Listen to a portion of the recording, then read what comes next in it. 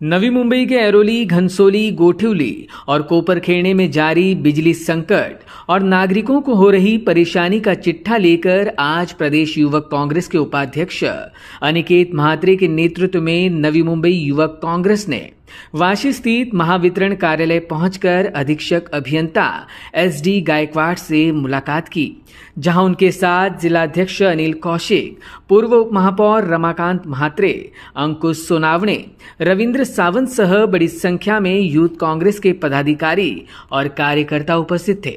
बिजली समस्या की ओर अनदेखी करने वाले अधिकारियों के खिलाफ आक्रामक भूमिका अख्तियारने वाले अनिकेत म्हात्रे ने ज्ञापन सौंपकर अधिकारी के समक्ष घनसोली में सबस्टेशन की आउटगोइंग फीडर प्रक्रिया को शुरू करने के अलावा ऐरोली स्थित सब डिविजनल ऑफिस को डिविजनल में तब्दील करने से जुड़ा प्रस्ताव शासन दरबार भेजने के साथ ही घनसोली कोपरखेड़े में जारी बिजली संकट अर्थात बत्ती गुल की समस्या का चिट्ठा रखा। 7 दिनों का अल्टीमेटम देते हुए अनिकेत म्हात्रे ने कहा कि यदि प्रशासन ने इन मांगों को पूरा नहीं किया तो यूथ कांग्रेस सड़कों पर उतरकर अपना आंदोलन तीव्र करेगी।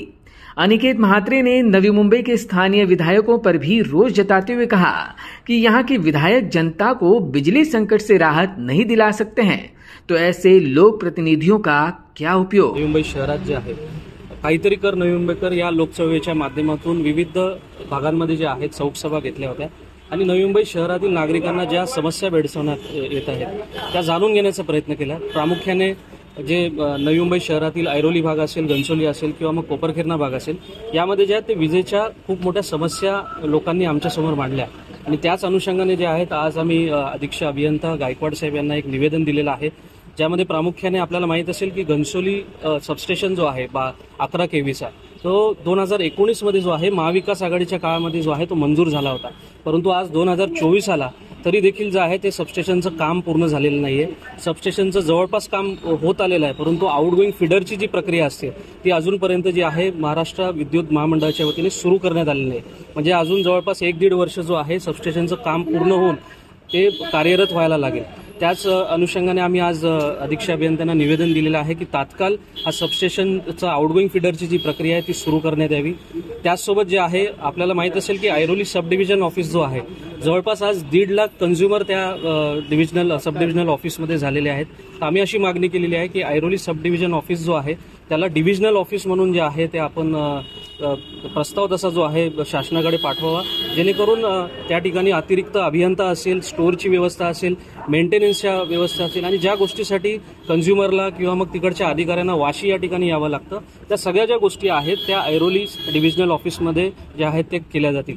त्याचसोबत घनसोली विभागामध्ये जवळपास 50,000हून अधिक जे आहेत कन्झ्युमर झालेले आहेत आणि शासनाच्या धोरणानुसार 20,000 ग्राहकांना 1 युनिटची व्यवस्था आपण केली पाहिजे असं शासनाचं धोरण आहे। तरी सुद्धा जे आहे या ठिकाणी जे आहेत एका युनिटमध्ये जवळपास 50-70 हजाराच्या आसपास कन्झ्युमर झालेले आहेत आणि 15 ते 20च कर्मचारी या संपूर्ण घनसोली विभागासाठी आहेत।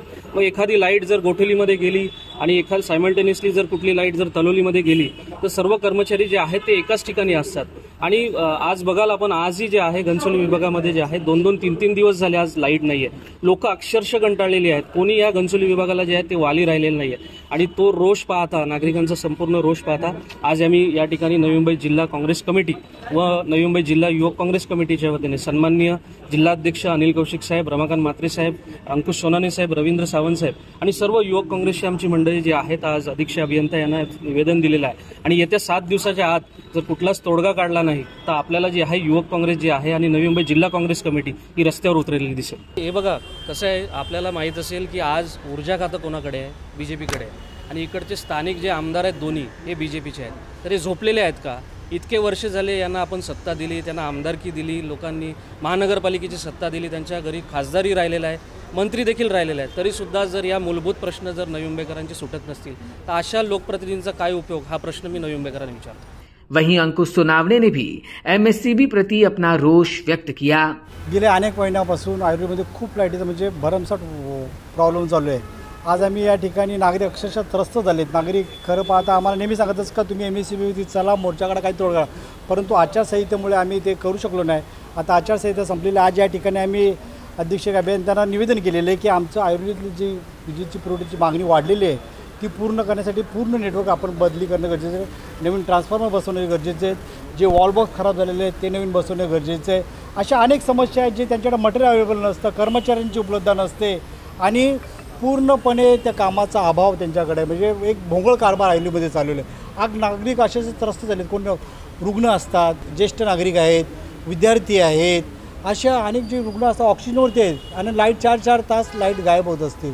आणि ह्या सर्व गोष्टी आम्ही वारंवार तक्रार करून देखील होत नसतील तर जर 7 दिवसामध्ये जर त्यांनी आमच्या मागणी मान्य नाही केली तर येत्या 18 तारखेला आम्ही काँग्रेस कमिटीच्या वतीने त्या ठिकाणी भव्य असा मोर्चा काढणार. आमचे कौशिक साहेबच्या ते देखील या ठिकाणी उपस्थित राहणार आहे, रवींद्र सम कामगार ते देखील उपस्थित राहणार आहे.